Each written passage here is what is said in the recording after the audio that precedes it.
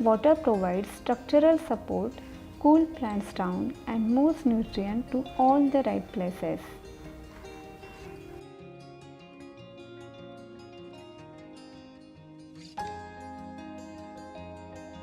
Water is basic and essential need of plants. More than 50% of the health of plants depends on the right amount of water, but most of the plant parents struggle with it. So in today's video, I will be sharing when you should water your plants and how much water should be given to your plant. And one more trick for watering delicate plants at the end of the video. Plants are made up of water, organic and inorganic substances, and like us, plants are made up of water cells. These cells are like water balloons. Water makes the majority of the volume of the plants. Water is used to support the cell structure, for metabolic functions, to carry the nutrients and photosynthesis.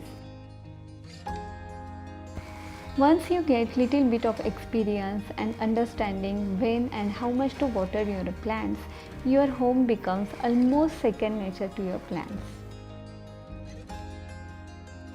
Two basic rules that I follow for pot plants are: first, I always prefer to use pots with sufficient drainage holes at the bottom that help to drain out excess water from the soil.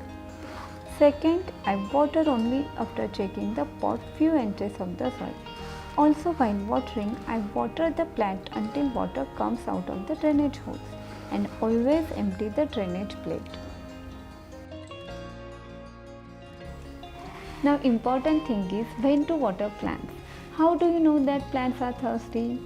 Several asked me if there is any standard rule like once or twice in a week like that. No, there is no any standard rule. But good thing is that there are several ways to know plants are thirsty when plants need water. First, check the soil. That is to follow the finger test. Stick your finger into the potting mix at least 2 inches down. If it feels moist, don't water. If the soil feels dry, go ahead, it's time to water. For big pots, I generally use stick to check the moisture level. Just insert the stick into the center of the pot and leave it there for a minute. Then remove it. If you notice any soil sticking to it, then skip the watering for a day. Another method, look at the leaves. Generally, healthy plants have thick and fleshy leaves. They often droop and wrinkle when the plant is thirsty. Water carries the dissolved sugar and other nutrients through the plant. So without proper balance of water, plants are physically weak and they cannot support their own weight. Plants like peace lily, Fittonia, spider plants get droopy when they are dry. It's best to water them just before this point. Otherwise, their foliage will develop brown, crispy leaf tips. Third method that I follow for small plants like this: just lift the pot. If you feel heavy, it means there is enough moisture in the soil, no need to water.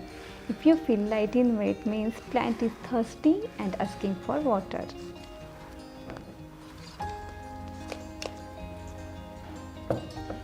Next, let's understand how much water should be given to our plants. Much like different plants need different amount of light, similarly different plants need different amount of water. Just think about your plant's natural habitat, whether it's rainy or tropical or dry or hot. This simple question will help you to measure how much water your plant needs. Desert natives like cacti and succulents like to stay dry and will benefit from less water. When you water your cacti and succulents, feel free to give them good water soak, but make sure they dry out completely before watering them again. Cacti and succulents have fleshy and thick foliage, which stores good amount of water. So wait for few weeks or even months before watering them again. While plants from tropical region where it rains frequently includes philodendrons, monsteras, palms and calatheas. These species usually have big leaves, that is broad leaf surfaces, which causes the fast evaporation. That is loss of water as vapor through stomata, means microscopic openings present on leaves. So they need regular watering. If you notice brown leaf tips or edges, the main reason behind this problem is irregular watering. So water them regularly to avoid such problems.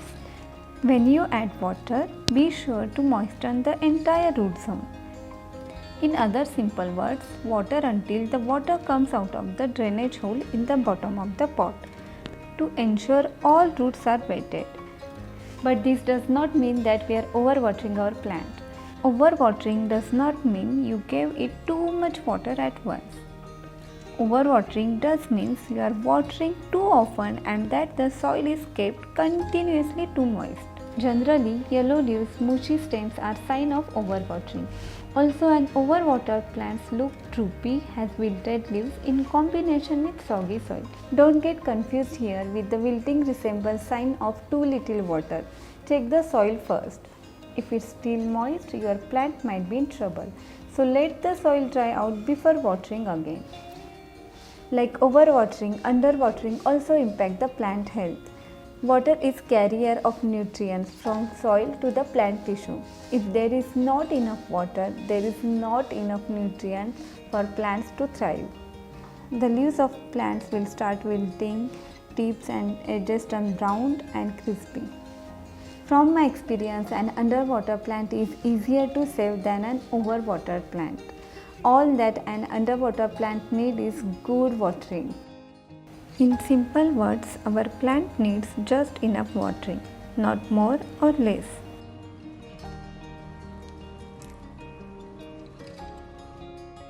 Watering depends on various factors such as season, temperature, plant location in our home, pot types and soil mix.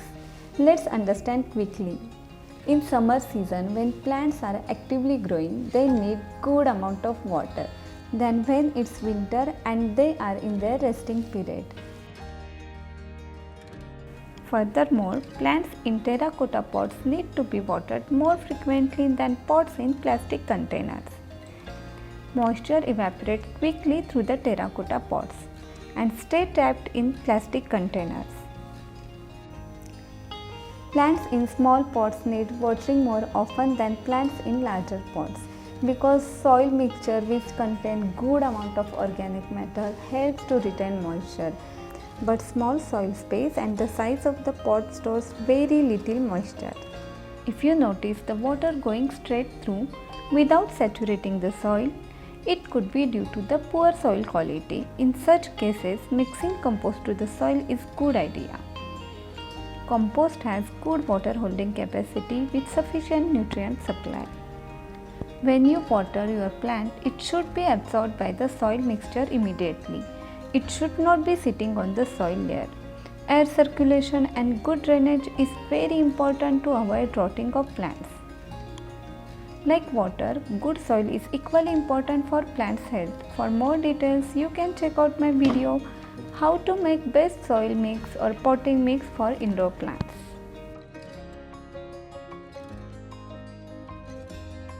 Watering in the morning is preferable to evening. That way, any splashes on leaves have chance to evaporate and dry. The longer that wetness sits on the leaves, the higher the risk of disease taking hold. Water uniformly, gently, don't pour water from the height with pressure. Water at the base of the plant in the soil, avoid watering on the foliage. For plants with delicate leaves such as begonias, African violet and few succulents, I prefer the bottom watering method because their leaves get discolored and spots if you drop water on the leaves. This is a method of watering plants from the bottom up. When you water potted plants from the bottom up, the roots get stronger because they are always growing directly down towards the moisture. For bottom watering, take container large enough to hold the planter and fill it halfway with water. If your tap water has too much chlorine in it, prefer RO water. This trick is particularly for calathea varieties. They enjoy soft water. The use of hard water develops brown tips on their leaves. Place the planter in the container and leave it alone for 10 minutes. Check the moisture level in the container to see if the potting soil has absorbed enough water. If it's still dry underneath the surface, keep the planter in the water for up to 20 minutes longer to allow it to soak up as much water as possible. Remove any excess water. That's all for today's video. I hope you find this video helpful. Thanks for watching and don't forget to subscribe Garden Vibes, where we believe making green more loving. For more green updates, more plant care tips, do follow us on Instagram. My Instagram handle is Garden Vibes 40. See you soon. Till then, take care and happy gardening.